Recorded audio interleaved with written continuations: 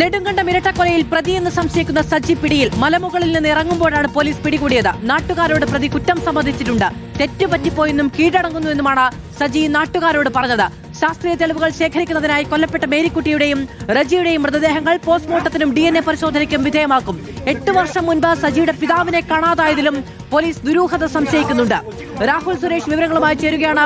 രാഹുൽ, നാടിനെ നടുക്കി ഇരട്ടക്കൊലപാതകം, അതിന്റെ കൂടുതൽ വിവരങ്ങൾ പുറത്തുവരികയാണ്. തെറ്റുപറ്റിപ്പോയി എന്ന് പോലീസ് പിടികൂടുന്നതിന് മുൻപ് സംഘത്തിലുണ്ടായിരുന്ന നാട്ടുകാരോട് സജി വെളിപ്പെടുത്തിയെന്നാണ് വിവരങ്ങൾ. അതുതന്നെയാണ് മാധു ഏറ്റവും പ്രധാനപ്പെട്ട കാര്യം. നാട്ടുകാരോട് ഈ പ്രതി എന്ന് സംശയിക്കുന്ന സജി കുറ്റം സമ്മതിച്ചു എന്ന് തന്നെയാണ് പറയുന്നത്. അല്പസമയം മുമ്പ് 12:30 കൂടിയായിരുന്നു മലമുകളിൽ ഒളിച്ചിരിക്കുകയായിരുന്ന, ഒളിവിൽ കഴിയുകയായിരുന്ന ഈ സജി പുറത്തേക്ക് ഇറങ്ങി വരുന്നത്.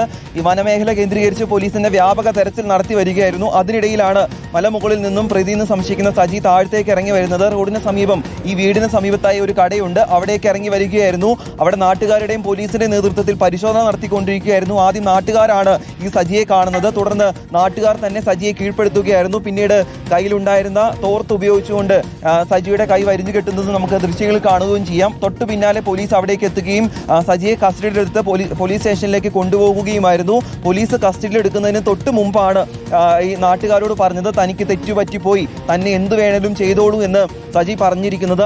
അത് പറയുന്നത് നമുക്ക് ആ ദൃശ്യങ്ങളിൽ കാണുകയും ചെയ്യാം. എന്തായാലും ഇനിയിപ്പോൾ പോലീസിനോട് പ്രതി കുറ്റം സമ്മതിക്കുമോ എന്നതാണ് നോക്കിക്കാണേണ്ടത്. നാട്ടുകാരോട് തനിക്ക് തെറ്റുപറ്റിപ്പോയി എന്ന് പറഞ്ഞിരിക്കുന്നു. അത് പോലീസിനോട് ആവർത്തിക്കുമോ എന്നതും അറിയാം. 2 ദിവസമായി ഈ സജി വനമേഖലയിൽ ഒളിവിൽ കഴിഞ്ഞു വരികയായിരുന്നു. അതുകൊണ്ട് തന്നെ ആരോഗ്യ പ്രശ്നങ്ങൾ ഉണ്ടെന്നാണ് പോലീസ് പറയുന്നത്. ആരോഗ്യ പരിശോധനയ്ക്ക് ഉടൻ തന്നെ താലൂക്ക് ആശുപത്രിയിൽ എത്തിക്കും. അതിനുശേഷമായിരിക്കും വിശദമായി തന്നെ ഈ സജിയെ ചോദ്യം ചെയ്യുക. ആ ചോദ്യം ചെയ്യലിൽ കേസിന്റെ ചുരുളഴിയും എന്ന് തന്നെയാണ് നമ്മൾ പ്രതീക്ഷിക്കുന്നത്.